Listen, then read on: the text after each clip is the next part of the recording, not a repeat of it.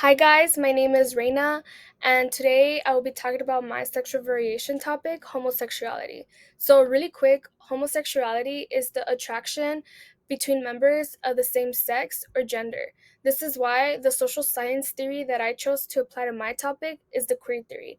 So, what is the queer theory? Well, according to the Illinois Library, the queer theory was established in the 1990s, in which it consents the set ideas of the more established fields it comes from by challenging the notion of defined and finite identity categories and the norms that create a binary of good versus bad sexualities. Now, the main challenge here is to disrupt binaries in hopes that this will destroy differences and inequalities. For this reason, the queer theory applies to homosexuality because of the challenges and prejudices that these individuals encounter due to their sexual orientation or sexual identity. Many individuals have and are still even currently experiencing discrimination and disadvantages in society because it challenges what is considered correct or proper in society. Therefore, the queer theory can be applied to this sexual variation because it's trying to eliminate these perspectives and ideologies towards a more inclusive society despite, you know, differences in norms, sexual identity, or beliefs. Now, I'll be talking about the historical view of the sexual variation, in which I will be focusing on the 19th century, looking at the Christianity view of homosexuality. So, in the 19th century, Christians' intolerance of homosexuality was due to the Judeo Christian tradition. For many years, conservative Christians believed that same sex relationships did not reflect God's creative intent. Instead, it was believed that marriage symbolized love between Christ and his beloved bride, the church. This belief excluded same sex couples because it didn't fit into the category of gender complementarity. Due to their strong beliefs in marriage being sacred, Christians opposed homosexuality as it did not demonstrate the exclusive and lifelong union between one man and one woman. Same sex marriages did not express full gender complementarity and were non procreative.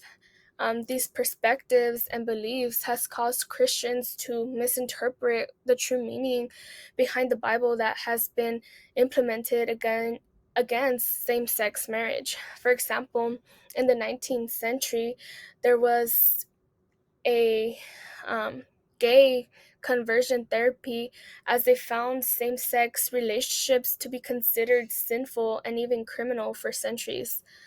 Therefore, they labeled same sex desire in medical terms and started looking for ways to reserve it. Um, the queer theory has explained the lack of acceptance of homosexuality in the historical view because it has shown that throughout history, even until today, acceptance and inclusion still needs to be more implemented. For this reason, there's have been movements in society because of inequalities and injustices that individuals have to continue to encounter. Movements are occurring to spread that acceptance and knowledge because societies and that conservative beliefs have caused exclusion for centuries. For example, the gay rights movement in the 1960s. Now, for the contemporary US view of the sexual variation, I'll be discussing a law and a religious view. To begin, I will be talking about the Florida's legislature, which passed the Don't Say Gay law, which would restrict younger student access to sexual orientation and gender identity lessons. This law prohibits instruction for students in kindergarten all the way through third grade due to not being considered age appropriate. This law has caused this law has caused controversy because supporters believe that this law will allow parents to make those decisions to determine when and how to introduce LGBTQ topics to their children. However, critics like the Trevor Project believe that this issue erases LGBTQ identity, history, culture, and uh, students, LGBTQ, my apologies, students themselves.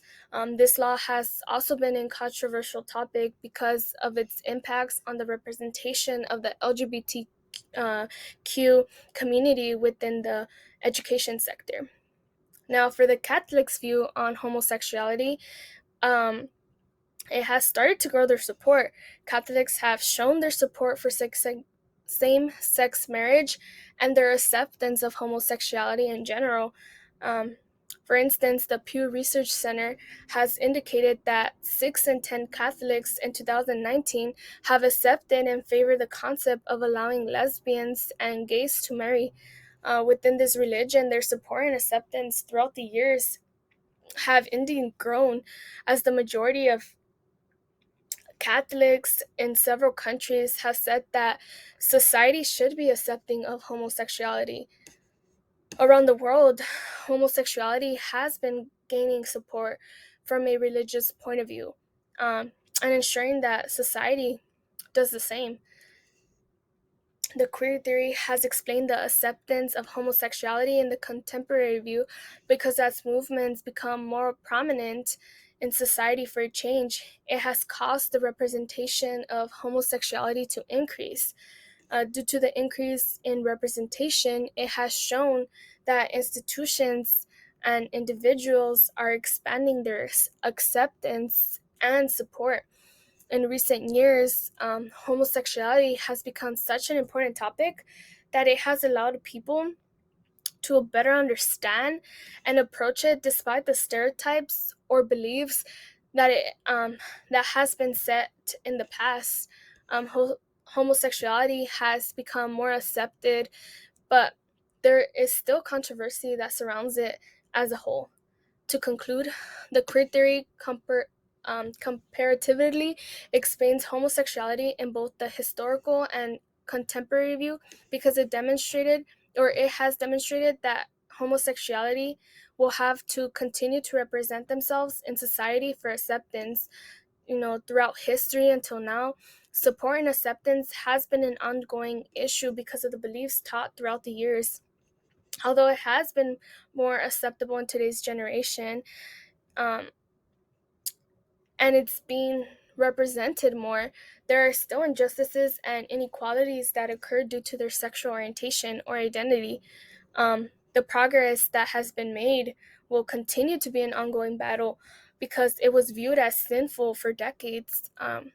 The theory shows both concepts because history does repeat itself, and despite the increase in support, there are still a lot of things that still need to be reconstructed in society. Homosexuality acceptance levels may change in the next 5 years because of more groups, movements, laws, and representation. We live in a society surrounded by media and movements, and therefore, homosexuality will become more accepting because people will continue or will become more aware of it and potentially understand it better without stereotypes or set beliefs.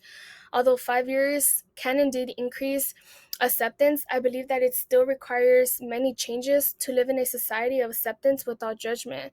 However, in 100 years, I feel that change might have already been prominent and for the better. As movements fought for those rights, I believe that homosexuality will be seen as normal and inclusive. It will be represented in the media way more, it will be taught, and it will be embraced. Thank you.